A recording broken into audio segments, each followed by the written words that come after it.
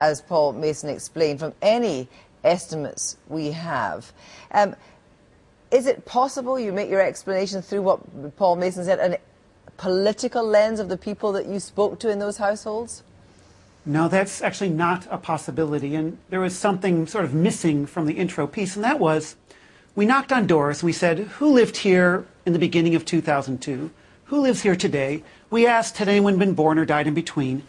And in those houses that reported a death, we'd usually ask, by the way, can you give us the death certificate? We'd ask that at the end of the interview.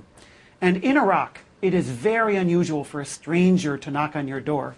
And 92% of the time, people would come up with death certificates, and it's just not plausible that they would have forged fake death certificates in advance.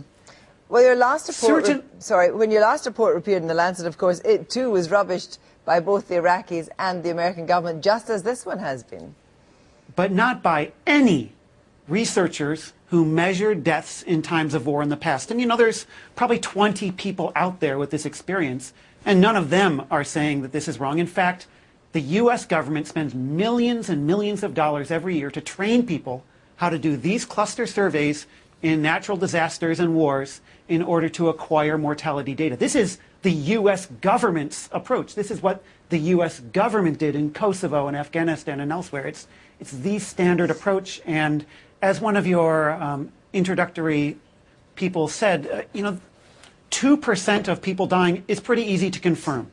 Well, David, it'll be very easy for you to go out and confirm this. Well, David, as Les Roberts says, this is an approved government method. What do you make of the figures? Well, you can still make a mistake with an approved method. For example, you can oversample in areas of great violence. One of the things that was missing from your package was a proper identification of Michael O'Hanlon from the Brookings Institute, who disputed the report.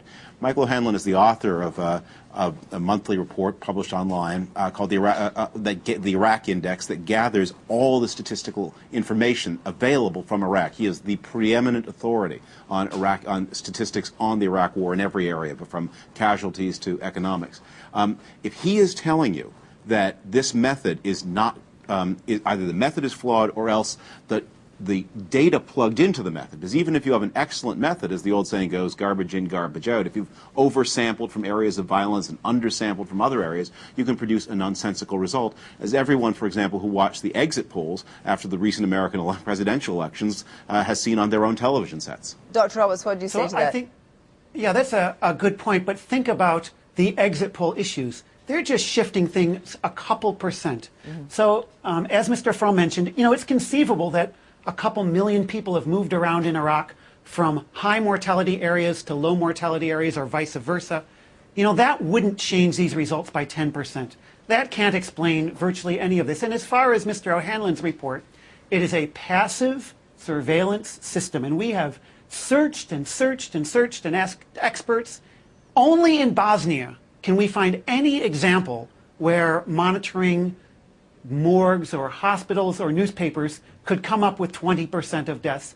And most importantly, in the last year of Saddam's reign, all governmental monitoring schemes, morgues, plus hospitals, plus death certificates that were eventually turned in, only accounted for about a third of all deaths in the country. Right, I'd like to bring in our Bristol guest now.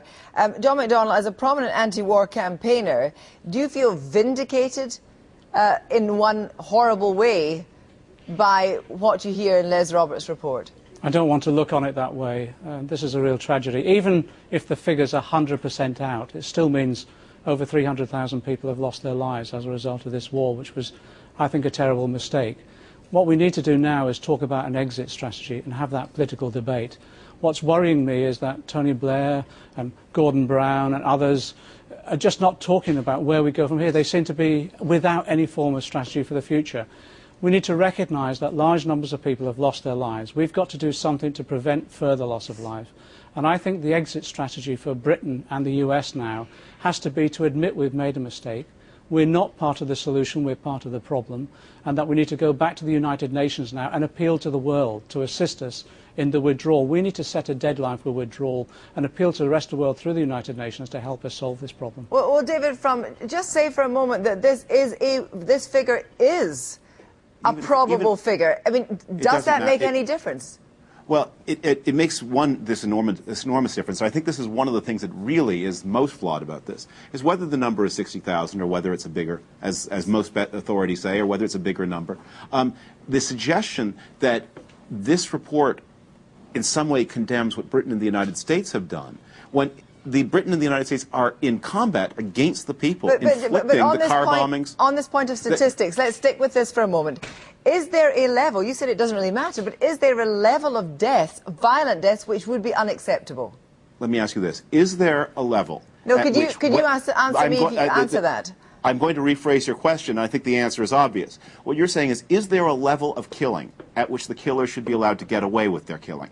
If the killers in Iraq, if the insurgents, if the people detonating the car bombs, if the people firing these guns, if they kill enough Iraqis, does there come a point where we should let them have the country?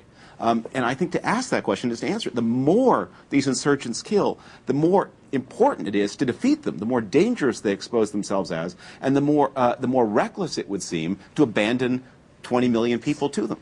Dr. Roberts, first of all, tell me, what do you think about being so roundly condemned by the President today?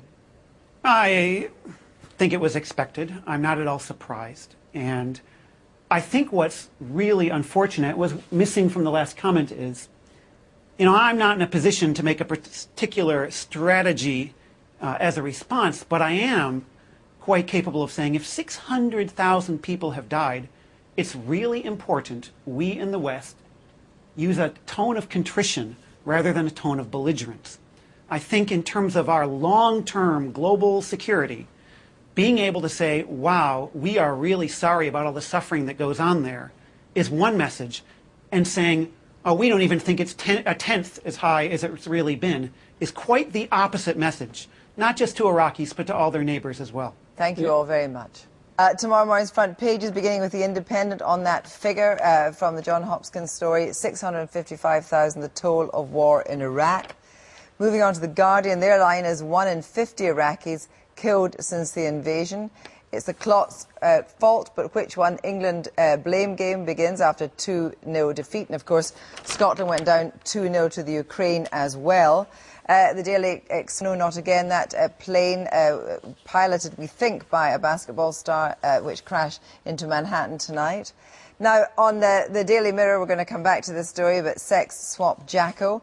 You'll never guess who this is. And moving on to page 4 and 5 of that story, on The Sun, Michael Jackson dressed up as a woman with tight jeans on, high heels, a floppy hat.